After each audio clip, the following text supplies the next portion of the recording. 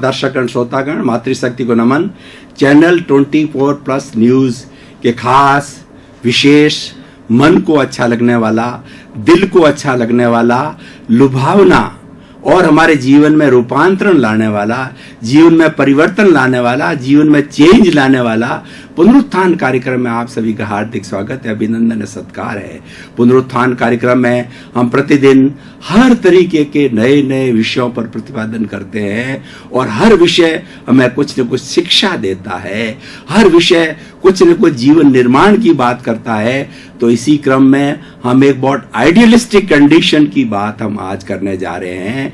तो आज का जो हमारा विषय है सिद्धांत और जीवन। भाई और बहनों, ये एक नदी के दो तट है, एक तरफ सिद्धांत है और दूसरी तरफ जीवन है। और एक तट से हमें दूसरी तट पर आते हैं तब हमारी यात्रा संपन्न होती है। और उस तट को पूरा करने के लिए जो है हमें ये दो चीजों की आवश्यकता होती है, पहला सिद्धांत और दूसरा जीवन। पहले मैं दोनों को परिभाषित करना चाहूंगा कि दोनों क्या क्या चीजें हैं। जीवन की हम बात करें तो मनुष्य जब जन्म लेता है तो जन्म लेते ही उसके जीवन की प्रक्रिया प्रारंभ हो जाती है। 3, 4, 5 साल बच्चा होता है, वो तुतलाता है और वह बाल क्रीड़ाएं करता है। हालांकि उसका जीवन तो वहीं से प्रारंभ हो जाता है, लेकिन हमें पता नहीं चलता है क्योंकि वो अति सूक्ष्म जीवन होती है। वो तो अपना जीवन एंजॉय करता है, लेकिन हमको उसकी तुतलाहट, उसका बचपन जो है वो हमको एक तरीके से जो है वो बच्चा टाइप लगता है। तो जीवन समझ लीजिए, जब समझ आती है 4-5 साल के अंदर, तभी से हमारा जीवन प्रारंभ हो जाता है।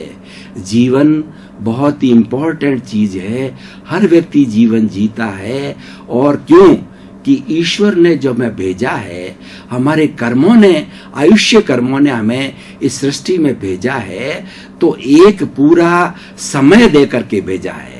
10 साल, 20 साल, 100 साल, 50 साल, 90 साल आयुष्य कर्म के अधीन है और उस कर्म के अनुसार ही उतना ही वो प्राणी जीता है। 84 लाख जीवा योनि का कोई भी प्राणी हो, जब वो जन्म लेता है, जन्म के साथ ही उसकी मृत्यु डिसाइडेड होती है, यानी रिटर्न टिकट वो साथ लेकर के आएगा। ये आयुष्य कर्म का फल होता है। 8 तरह के कर्म में उसकी 148 प्रकृतियां हैं। पूरा जीवन संचालित कर्मों से होता है।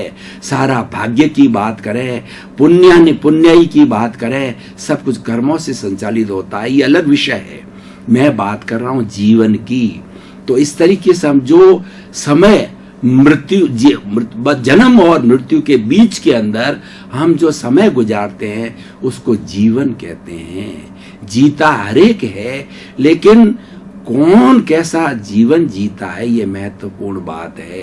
कौन कितने वर्ष तक जीता है कोई बड़ी बात नहीं है, लेकिन उन वर्षों के अंदर वह समाज को क्या दे करके जाता है, अपनी खुशबू किस तरह से फैला के जाते हैं। स्वामी विवेकानंद को देखिए, केवल 36 वर्ष तक जिए, लेकिन वो 36 सेंचुरी तक का जो है वह हमें दे गए। और इनका बचपन का नाम नरेंद्र था। इनकी फाइनेंशियल कंडीशन इतनी थी कि बचपन में पिताजी गुजर गए और माता जो उनका जीवन यापन करती थी, उनके पास साधन नहीं थे। तो कभी माता भूखी रहती, कभी नरेंद्र भूखे रहते, और नरेंद्र कभी माँ को खिलाते, कभी माँ नरेंद्र को खिलाते। यह बात जो है रामकृष्ण परमहंस, बहुत पहुंचे हुए साधु कहिए, साधक थे, उनको ज्ञात थी और नियति का योग था। वो नरेंद्र जो है वो जो है रामकृष्ण परमहंस की सनिधि के अंदर आए, तो उन्होंने कहा, वो काली माँ के पुजारी थे कि तुम काली माँ के पास जाकर के मांगो, धन मांगो, संपत्ति मांगो, तुम्हारा जो है जीवन सफल हो जाएगा। काली माँ के मंदिर में गए और काली माँ का दिव्य रूप देख करके वो कुछ भी मांग नहीं सके और वापस लौट के आ गए। तो फिर दूसरी बार रामकृष्ण परमहंस ने भेजा, तो वो जाकर के काली माँ के पास में उस दिव्य रूप के पास में खड़े हुए और वो धन दौलत मांगना भूल गए। उन्होंने कहा, माँ give me my mother, give me enlightenment. मुझे जो है दिव्य शक्ति दो कि मेरे भीतर जितनी भी शक्तियां हैं सब उजागर करो, ताकि मैं समाज की सेवा कर सकूं, विश्व की सेवा कर सकूं। उनको एक भीतर ज्योति जली और एनलाइटमेंट हुआ और वो स्वामी विवेकानंद बन गए। शिकागो के अंदर 1894 के अंदर जब वो भारत का प्रतिनिधित्व करने के लिए गए तो बहुत से देश की धर्म सभा जुड़ी हुई थी और विदेश के देशों जो सूटेड बूटेड थे उन्होंने, और ये हमारी भारतीय पगड़ी धोती और जो कुर्ता उसमें गए थे भगवा कपड़े के अंदर, तो उनका मखौल उड़ाया गया कि ये क्या व्यक्ति है, कैसा व्यक्ति है और ये क्या बोलेगा, ये नादान आदमी क्या बोलेगा। लेकिन सब जो विवेकानंद ने जब बोलना चालू किया, ladies and gentlemen, my brothers and sisters, and he spoke 18 hours continuously on zero. What is zero? What is the function of the zero? And what contributes zero to the society? And with the zero arithmetic, what we can do for the betterment of our cosmos, betterment of our individual life, and betterment of whole creatures which are living in this cosmos। जब ऐसा बोलने लगे तो उनके प्रति कृतज्ञ हो गए और वो स्वामी विवेकानंद बन गए। विवेकानंद से स्वामी क्या विवेकानंद बन गए और जगत प्रसिद्ध हो गए, पूजनीय हो गए। और उन्होंने प्रैक्टिकल वेदांत को बहुत अच्छी तरह से जानने वाले थे। वेदांत का प्रचार प्रसार करते थे। उन्होंने प्रैक्टिकल वेदांत किया और उन्होंने युवकों को जगाया। वो स्वयं युवक थे। उठो, जगो, तब तक चलते रहो जब तक कि मंजिल प्राप्त नहीं हो सकती। तो मैं भाई और बहनों बात कर रहा था जीवन की। जीवन ऐसा होना चाहिए। अब हमारा जो दूसरा पक्ष है सिद्धांत, जीवन अच्छा कैसे बनता है, जो मैंने दूसरे तट की बात कही। अच्छा जीवन बनाने के लिए कुछ व्यक्ति को सिद्धांत रखने चाहिए, तो कुछ प्रिंसिपल्स होने चाहिए, कुछ पॉलिसीज होनी चाहिए। और वो पॉलिसी जब आचरण में आती है तो जीवन सफल होता है। वो सिद्धांत के लिए कहा गया, वो सिद्धांत हमारे जीवन में उतरने चाहिए। कहा भी गया है कि if wealth is lost, nothing is lost. If health is lost, something is lost. And if the character is lost, everything is lost. Because the essence of knowledge is conduct. जो ज्ञान का रूपांतरण है वह चरित्र है, और ज्ञान का सदुपयोग, ज्ञान का मुख्य उपयोग चरित्र में होना चाहिए। भारत एक चरित्र प्रधान देश है, ज्ञान प्रधान देश है, और उस ज्ञान प्रधानता के कारण ये सारी सिद्धांत की बात आई। तो सिद्धांत की बात, प्रिंसिपल्स, कुछ प्रिंसिपल मैं कोट करना चाहूंगा।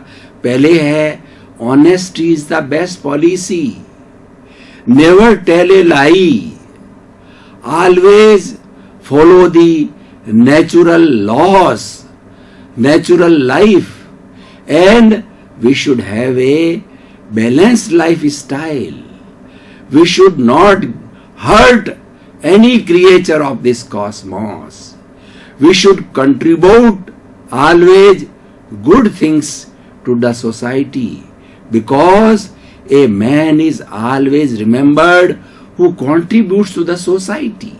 If you earn the money, a lot of the money for your family, you construct so many bungalows, you increase the bank balance, you create so many amenities for your family, that goes in the account of the family. But what you contribute to the society, what you pay to the society, tan man dhan ki seva, what you do for the society is always countable, and that is remembered. Man vanishes some days, but his fragrance never vanishes. व्यक्ति चला जाता है लेकिन उसकी महक, उसकी यादगार, उसकी अमरता हमेशा रहती है। स्वामी विवेकानंद की मैंने बात की, महात्मा गांधी की बात की, रविंद्रनाथ टैगोर की बात करी, तुलसीदास जी की बात करें, और हम वाल्मीकि की बात करें, कबीरदास जी की बात करें, रहीमदास जी की बात करें, और किस किस के नाम गिनाऊं योद्धाओं की बात करें, हम झांसी की रानी की बात करें, टाटिया तोपे की बात करें हम, और वीर दुर्गादास की बात करें, तो उन्होंने कैसा जीवन जिया, वो सिद्धांत को फॉलो किया, वो अमर हो गए। तो मैं ये कहना चाहता हूं कि जीवन को जीने के लिए सिद्धांत हो तो अमर हो सकता है। वो सिद्धांत की हम बात अभी हमने कही, तो हम उसको हम थोड़ा विस्तार में बात करें। Honesty is the best policy. व्यक्ति ईमानदारी में विश्वास करता है। देखिए, दोनों में समय वही लगता है। ईश्वर ने हर प्राणी को कार्य करने के लिए 24 घंटे दिए हैं, और वही सामर्थ्य है। वो सामर्थ्य आप किस में लगाते हो, अच्छे कार्यों में लगाते हो या बुरे कार्यों में लगाते हो, सामर्थ्य वही है, उसका उपयोग अलग अलग डिपेंड करता है। तो आपने अगर ऑनेस्टी पॉलिसी को फॉलो किया है तो आप अच्छाई के रास्ते पर चले जाएंगे। आपने डिसऑनेस्टी की पॉलिसी को फॉलो किया है, आप बुराई के रास्ते पर चले जाएंगे। ये अवश्य है कि जो सिद्धांत होते हैं उनके रिजल्ट देरी से मिलते हैं, लेकिन वो रिजल्ट स्थायी होते हैं, और वो रिजल्ट सुखदायी होते हैं, वो रिजल्ट अमर बनाने वाले होते हैं, वो रिजल्ट को सोसाइटी को देने वाले होते हैं, वो रिजल्ट कामयाबी की ओर ले जाने वाले होते हैं। और डिसऑनेस्टी या बुराई के रिजल्ट कोई ज्यादा अच्छे नहीं हो सकते हैं। हो सकता है कि टेम्परेरीली व्यक्ति कुछ अपने लोभ को ग्रहण कर ले या कुछ प्राप्ति हो जावे, लेकिन वो अस्थायी होती है, वो वैनिशिंग है, वह नाशवान होती है। इसलिए भाइयों और बहनों, हम हमेशा honesty is the best policy के रास्ते पर चले और अपने सिद्धांत बना लें कि मैं जो कार्य करूंगा वो ईमानदारी से करूंगा, ईमानदारी से प्रस्तुत करूंगा, ईमानदारी से जीव को पार्जन करूंगा, ईमानदारी से अपनी बात को रखूंगा और ईमानदारी से जीवन को चलाऊंगा। तो निश्चित तौर पे वह व्यक्ति विश्वसनीय हो जाता है, पूजनीय हो जाता है, और कोई व्यक्ति उस पर अविश्वास नहीं करता है, और उसको बड़े से बड़ा जो है वो भार सौंपा जा सकता। उदाहरण के लिए देखिए, हमारे वर्तमान के प्रधानमंत्री नरेंद्र भाई मोदी, उन्होंने 12 वर्ष तक जो है मुख्यमंत्री के रूप में बड़ी ईमानदारी के साथ, बड़ी कर्मठता के साथ, बड़ी विजन के साथ लोगों को लाभ पहुंचाने की इस दृष्टि से, विकास की दृष्टि से उन्होंने गुजरात को जो है एक स्वर्ग बनाया। तो उनका यह विजन, उनकी ईमानदारी, उनकी ये कर्मठता काम आई। उनको संघर्ष झेलने पड़े। उन्होंने सोचा कि मुझे राष्ट्रीय स्तर पर जाना चाहिए। कुछ पार्टी के लोगों ने रोका, लेकिन प्रकृति ने साथ दिया, नियति ने साथ दिया, और वो सर्वोच्च सत्ता पर आ गए बीजेपी की, और वो जो है एनडीए के हेड बन गए और बाद के अंदर प्रधानमंत्री बन गए। आज उनकी कितनी बड़ी शोहरत है। अभी हमने उनका विश्वास प्रस्ताव जब आया लोकसभा के अंदर, किस तरीके से शेर की दो दहाड़ रहे थे। उनको कोई घबराहट नहीं थी, उनको किसी से कोई तकलीफ नहीं थी, क्योंकि वो ईमानदार थे, कोई चीज छुपाते नहीं थे, जो कुछ करते थे देश के लिए करते थे। और वो हमेशा कहते हैं, मुझे 125 करोड़ जनता के 250 करोड़ हाथ मेरे साथ है, मुझे चिंता करने की कोई जरूरत नहीं है, मुझे उनका आशीर्वाद प्राप्त है। उनके लिए काम करना, उनके लिए भले के लिए काम करना, उनके लिए सेवा के लिए कार्य करना है। तो ये सिद्धांत की बात है, और इस सिद्धांत की वजह से वो पूजनीय हुए हैं। अब दूसरी बात हम देखें, नेवर टेल ए लाई। हम जीवन में कभी भी झूठ नहीं बोले। सूत्र बहुत छोटा है, लेकिन इसके रिजल्ट बहुत बड़े होते हैं। हमने कोई भी घर में हो, चाहे हम अपने जो है वर्किंग प्लेटफॉर्म के ऊपर हो, चाहे पार्टी के साथ हो या कोई समाज के साथ हो, झूठ नहीं बोल करके सच्ची सच्ची बात रखते हैं तो हमारे पर भरोसा किया जा सकता है। हो सकता है कुछ मजबूरियों की वजह से हमने गलती कर ली हो, वो गलती क्षम्य हो जाती है क्योंकि हमने गलती की वो समाज के विकास के लिए की, परिवार के विकास के लिए की, स्वयं के विकास के लिए की, बिना किसी लोभ लालच में आकर के की। तो व्यक्ति जो सच बोलने वाला होता है वह नेक इंसान कहलाता है और वह हमेशा जो है पूजनीय हो जाता है। मैं कुछ उदाहरण देना चाहूंगा आपको कि महात्मा गांधी इतने बड़े विश्व के मानी हुई ख्याति प्राप्त व्यक्ति बने और अहिंसा के सिद्धांत के आधार पर उन्होंने अंग्रेजों को मजबूर कर दिया कि उन्हें भारत छोड़ना पड़ा। उन्होंने अपनी जब छोटे बच्चे थे तो मां पुतली बाई से बिल्कुल साफ साफ बिना झूठ बोले हुए अपनी गलती को कन्फेस किया कि मैंने किसी बच्चे की कुसंगत में आकर के बीड़ी पी और मैंने कुछ गलत चीजों का सेवन भी किया। तो उन्होंने कन्फेस किया तो मां ने उनको शुद्ध किया क्योंकि मां के सामने उन्होंने अपने हृदय की जो है पवित्रता के साथ स्वीकार किया और संकल्प की भी लिया कि भविष्य में किसी बुराई की ओर नहीं जाऊंगा। तब जाकर के वो महान बने और इस तरीके से वो विदेश बैरिस्टर बनने के लिए इंग्लैंड जाना चाहते, उनकी मां नहीं भेजना चाहती थी कि मां ये जानती थी विदेश उस वक्त जाना करीब करीब प्रोहिबिटेड था कि वहां जाएगा, विदेशी महिला को ले आएगा, शराब पिएगा और उसके मध्य मांस खाएगा। वो उन्होंने उनको परमिशन नहीं दी। तो बैचर जी एक जैन साधु थे और वो उनकी बहुत भक्त थी। बैचर जी स्वामी ने जो है एक सलाह दी कि हम इसको प्रतिज्ञा करा देते हैं 3 कि तुम बैरिस्टर बनने जाओ, 3 चीजों की अपनी मां की सौगंध खाकर प्रतिज्ञा करो कि पहले तो बात यह है मद्य का सेवन नहीं करोगे, विदेश में मद्य ज्यादा चलता है। दूसरा तुम्हें नॉन वेज भोजन नहीं खाओगे जो विदेश में बहुत चलता है। और तीसरा अय्यासी विदेश के अंदर बहुत चलती है, वो तुम तीनों नहीं करोगे। तीनों मुख्य व्यसन के उनको त्याग कराए तब वो विदेश गए। उन्होंने कभी भी सेवन नहीं किया, जीवन भर सेवन नहीं किया, तब वो महात्मा बन गए। तो हमने सूत्र देखे सिद्धांत के, honest is the best policy. तीसरा नेवर टेल ए लाइफ। तीसरी है कि प्राप्त मन वचन काया से जगत के किसी भी प्राणी को किंचित मात्र भी दुख न हो। ये सूत्र सुबह उठते ही आप याद करें, प्रभु से प्रार्थना करें, हे ईश्वर मुझे शक्ति दो कि मेरे जो मन वचन काया है इससे पूरे 24 घंटे में किसी भी प्राणी के साथ मेरा कोई दुख का बर्ताव ना हो, मैं उनको कष्ट न दूं। ये सबसे बड़ा धर्म है। लगता बहुत छोटा है लेकिन इसकी उपयोगिता, इसके रिजल्ट बहुत गहरे हैं। वह व्यक्ति जब ऐसा सोचने लग जाता है तो वह सुबह से शाम तक चाहे पेड़ हो, पौधा हो, पशु हो, पक्षी हो, वो चलेगा तो देख कर चलेगा कि कोई छोटे जीव जंतु की मेरे से हिंसा नहीं हो जाए।